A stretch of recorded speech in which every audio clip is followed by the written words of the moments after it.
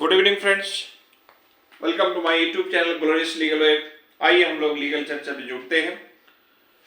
आज हम लोग एक इम्पॉर्टेंट टॉपिक्स पे सिक्योरिटी लैब्स के ऊपर चर्चा करेंगे। कल के वीडियो में हम लोग पुलिस मैनुअल के ऊपर चर्चा किए थे और आज हम लोग जो चर्चा करेंगे वो एक यूजर की क्वेश्चंस और क्वेश्चंस काफी इम्पोर्टेंट है। How do criminals obtain AK-47 and live cartridge link to an ordnance factory? ये सवाल जो है सिक्योरिटी लैब से रिलेटेड है। उनका कहना है कि कैसे कोई क्रिमिनल AK-47 और लाइव कार्टेज, ऐसा लाइव कार्टेज जो ऑर्डिनेंस फैक्ट्री से संबंधित हो, रिलेट हो, प्राप्त कर लेता है और फिर किसी बड़े क्राइम को अंजाम देता है। तो ऐसे कैसे संभव होता है?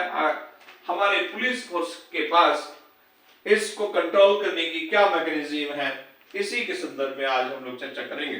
तो फ्रेंड्स, सबसे पहला चीज जो है हमें देखना पड़ेगा, इस सवाल जब खड़ा होता है तो इस सवाल के संदर्भ में एक और सवाल खड़ा हो जाता है, वो है कि why such linkage happens and how police should control it.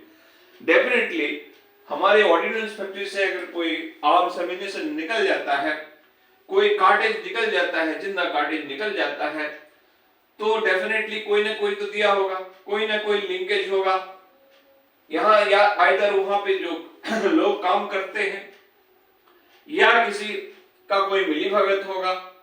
तो ये जो लिंकेज है, और अगर ओके ये ऐसा लिंकेज है तो इसमें क्या कंट्रोल हो सकता है, कैसे इसको कंट्रोल किया जा सकता है, इसी के संदर्भ में आज हम लोग चर्चा करेंगे। तो फ्रेंड्स, सबसे पहला, when weapons or ammunition, example के तौर पर 130 live cartridge originally manufactured by an Indian ordnance factory are found in the possession of the criminal, it raises serious legal and administrative questions. The situation is treated as a grave lapses in the security chain and multiple legal questions. अब जो है definitely ऐसे serious lapses है तो multiple legal question तो खड़ा होगा ही। सबसे पहला, how ammunitions of ordnance factory reach criminals, कैसे क्रिमिनल्स के पास पहुंच गया, ये हमारे लीगल क्वेश्चंस खड़ा होगा। तो leakage can happen only through one of the channels, कोई ना कोई चैनल्स में से आपका जो है लीकेज हुआ होगा। तो नंबर वो ये हो सकता है कि थेफ्ट, चोरी किया होगा। अब चोरी किया होगा, कोई फैक्ट्री के गेट से निकला होगा, तो डेफिनेटली वहां पे भी सिक्योरिटी होंगे, वो रोज उनको जो है सर्च करते होंगे। उनको जो है जैसे आप किसी माने वैसे जगह पे घुसते हैं तो आपको एयरपोर्ट में ऐसे तो आपकी बॉडी पे जो एक मेटल डिटेक्टर से आपको चेक करता होगा। तो उसी तरह से यहाँ पे भी तो थेफ्ट और pilferage from the ordnance factory. दूसरा जो है एम्प्लॉइज और सिक्योरिटी पर्सनल्स में स्टिल एम्यूनिशंस ओवर टाइम। और अगर ऐसा घटना घट रहा है तो डेफिनेटली ऐसी घटना को हाई लेवल इन्वेस्टिगेशन, जैसे सीबीआई का इन्वेस्टिगेशन हुआ होगा, तो हमारे सीबीआई इन्वेस्टिगेशन रिपोर्ट क्या कह रहा है, हमारे सीबीआई इन्वेस्टिगेशन रिपोर्ट में क्या आया है, इससे भी हमको कुछ पता चलेगा। तो यहां से हमारे पर्दाफाश हो सकता है। CBI investigations have revealed several such incident in India, कई ऐसे इंसिडेंट को जो है हमारे सीबीआई ने पर्दाफाश किया है। अब ऐसे जो घटना घटते हैं तो इसके लिए कौन कौन से एक्ट जो है, तो नंबर 1 जो है arms act 1959, official secret act, हमारे आईपीसी के सेक्शन 379, 409, 120p। अब जो है this is the most common cause जो है डाइवर्सन ड्यूरिंग द ट्रांसपोर्टेशन। दूसरा, हम लोग एक तो लीकेज के बारे में, एक लिंकेज के बारे में हम लोग जान लिए कि ऐसा हो सकता है। दूसरा जो है डाइवर्सन ड्यूरिंग द ट्रांसपोर्टेशन, हम जानते हैं सीआरपीएफ आपके सिक्योरिटी फोर्सेस को एक जगह से दूसरे जगह, एक टुकड़ी से दूसरे टुकड़ी में ले जाना, एक ट्रांसपोर्ट से दूसरे ट्रांसपोर्ट में ले जाना। तो रास्ते में जो ले जा रहे हैं उस समय जो है कोई घात लगा के कोई क्रिमिनल बैठे हुए हैं, उससे लूट लिया, तो ये सारे जो है हो सकता है। तो diversion during the transportation, ammunition is the transported to army, CRPF, police units or training centers. During the transit, diversion, substitutions or tampering may occur. तो weak supervisions or corruptions can allow criminal to obtain these weapons.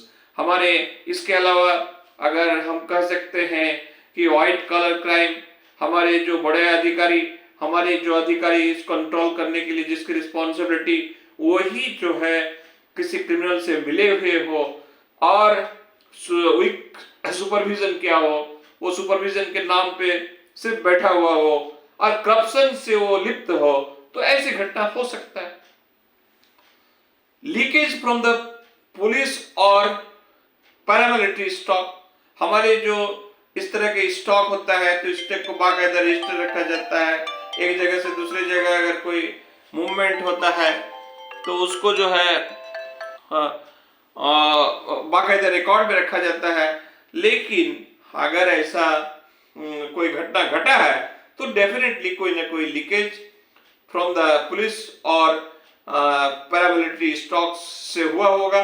Live rounds issued to the district armories for the training or operations may be diverted, usually happens, होता है।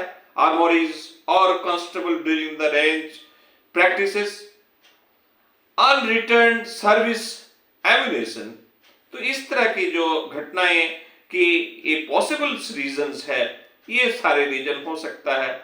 और जो है recovery from the left wing extremist militants, हम लोग जानते हैं नक्सलवादी, हमारे झारखंड नक्सल प्रभावित रहा है, कम से कम जो है 10-20 साल हम लोग जूझे हैं, अभी जो है कुछ कम हुआ है। तो ये जो है नक्सलाइट लोग जो है वो क्या कहते हैं, ऐसे कोई आर्म्स को जो है कंट्रोल करने के लिए वो घात लगा के प्लानिंग के तहत वो कर सकता है, ऐसा हो सकता है। Sometimes ammunition originally intended for the security forces captured during the ambushes, looted from the police stations or recovered from the previous crime. This may again enter the illegal market, और फिर उस जो है इलीगल मार्केट में वो enter कर जाते हैं। तो black market arms supply chain, और इसके लिए एक black market arms supply chain भी जिम्मेदार हो सकता है। International and interstate illegal arms network steal और collect government ammunition and supply to number 1 contract killers, Naxal groups, criminal gangs. तो ये जो हमारे कॉन्ट्रैक्ट किलर्स लोग हैं, कॉन्ट्रैक्ट किलर्स अब हम सब जानते हैं कि किसी को उनकी अपना पर्पस है, 5 लाख दे दिया, 10 लाख लिया, किसी को किल करने के लिए कह दिया, तो this type of the criminals हमारे मार्केट में होते हैं जिसको हम लोग कॉन्ट्रैक्ट किलर्स के नाम से। उसी तरह नक्सल ग्रुप्स होता है, उसी तरह क्रिमिनल गैंग्स होता है। These networks often includes persons with connections inside factories और आर्मोरीज। अब दूसरा जो इंपॉर्टेंट सवाल, why is it possible, reason behind such leakage. तो इनसाइडर इन्वॉल्वमेंट, डेफिनेटली अगर फैक्ट्री से कुछ चीजें निकला है तो कोई ना कोई तो इनसाइडर इन्वॉल्वमेंट है। बिना इनसाइडर की इन्वॉल्वमेंट में आपके इस तरह की घटना संभव नहीं हो सकता है। इसी तरह जो है ammunition can rarely escape without internal help. Employees responsible for, इसके लिए कोई ना कोई एम्प्लॉय हो सकता है कि रिस्पॉन्सिबल है स्टोरेज, हैंडलिंग, ट्रांसपोर्टेशन और usually involve. Poor inventory audit, हमारे आपने कहा कि भाई इन्वेंटरी जो उन्होंने रखा था, इन्वेंटरी और स्टॉक हम लोग आगे चल कर देखेंगे कि दोनों और डिफरेंट थिंग है। स्टॉक एंड इन्वेंटरी दोनों सेम चीज नहीं है, लेकिन कुछ टाइमिंग के लिए हम लोग मान लेते हैं inventory and stock both are same. तो हमारे स्टॉक रजिस्टर मेंटेन करते हैं। तो यहाँ पे जो है पुअर इन्वेंटरी ऑडिट हुआ, उनका भी एक फ्रीक्वेंट ऑडिट होना चाहिए, लेकिन वो ऑडिट नहीं हुआ। If daily stock register and ammunitions logs are not properly checked, missing cartridge remain unnoticed or for a month, 1 महीना 2 महीने तक उसका कोई नोटिस ही नहीं हो रहा है, तो डेफिनेटली इसमें तो लैप्स हो सकता है। लोग जो है क्या करते हैं, जो क्रिमिनल इंटरप्रिटेशन का जो माइंड का जो लोग है, जो उस काम में ही प्लानिंग करते रहते हैं, तो उसको तो एक मौका मिलेगा और वो ऐसा काम कर सकता है। वीक सिक्योरिटी चेक्स, इसके लिए सिक्योरिटी चेक, हमारे पुअर सिक्योरिटी चेक हुआ होगा। मेटल डिटेक्टर्स, जो फैक्ट्री में मेटल डिटेक्टर्स रहते हैं, सीसीटीवी रहते हैं, सर्वेलांस होते हैं, एंड फ्रिस्किंग प्रोसीड्यूर्स में भी आउटडेटेड, वो आउटडेटेड हो गया। सीसीटीवी हो तो है, लेकिन उसका वायर जो है कैमरे के साथ फिट नहीं है, अब सीसीटीवी फंक्शनिंग नहीं है, तो डेफिनेटली एक सिक्योरिटी लैप्सेस है। Small amounts of the ammunition can be smuggled और out in exchange of for money. इसके अलावा अब जो सवाल खड़ा होता है कि how police administrate control such criminal activity. ये तो क्रिमिनल लोग जो इस तरह के ऑर्डिनेंस फैक्ट्री से गोला बारूद चुरा लिया, या उस ऑर्डिनेंस फैक्ट्री का कोई उसको हाथ लग गया, तो इसका क्या पॉसिबल रीजन हो सकता है, इसको हम लोग देखें। अब जो मोस्ट इंपॉर्टेंट क्वेश्चन, जो police administrative control such criminal activity, ऐसे क्रिमिनल एक्टिविटी को पुलिस जो है पुलिस पर्सनल कैसे, पुलिस एडमिनिस्ट्रेशन कैसे कंट्रोल कर सकता है। तो number when such weapons are recovered, the police must do the following.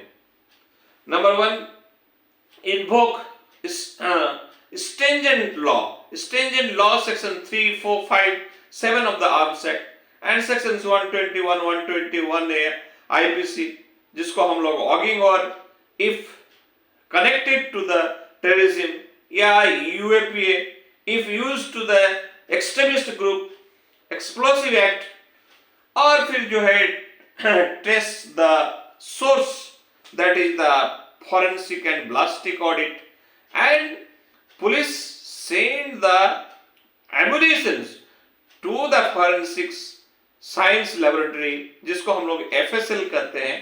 police send to the ammunitions to the forensic science laboratory, जिसको हम लोग FSL इन शॉर्ट में, काफी चर्चित FSL report specially the court room में हम लोग का घूमते रहता है। Number 1, head stamp examinations, number 2, lot identification, and number 3, productions batch identification, number 4, chemical composition analysis. Using these, police can trace which particulars ordnance factory batch of the cartridge came from. Mandatory reporting, इसके लिए mandatory reporting होनी जरूरी है। Number 1, ministry of the defence, जिसको MOD के नाम से जानते हैं, director general of the ordnance factories, director general of police, जिसको DGP के नाम से जानते हैं, CBI और NIA। In serious cases ordinarily such leakage leads to CBI inquiry, conduct and ammunition audit. Police request the concerned ordnance factory और armory to the conduct on number 1, physical stock verification, issue register cross check, accounting of the ammunition slots, and this audit reveals how many cartridges are missing। और इसी से हमको पता चलेगा कि कितनी जो है कार्टेज मिसिंग है और कैसे मिसिंग है, तब उनके रीजन को हम लोग फाइंड आउट करेंगे।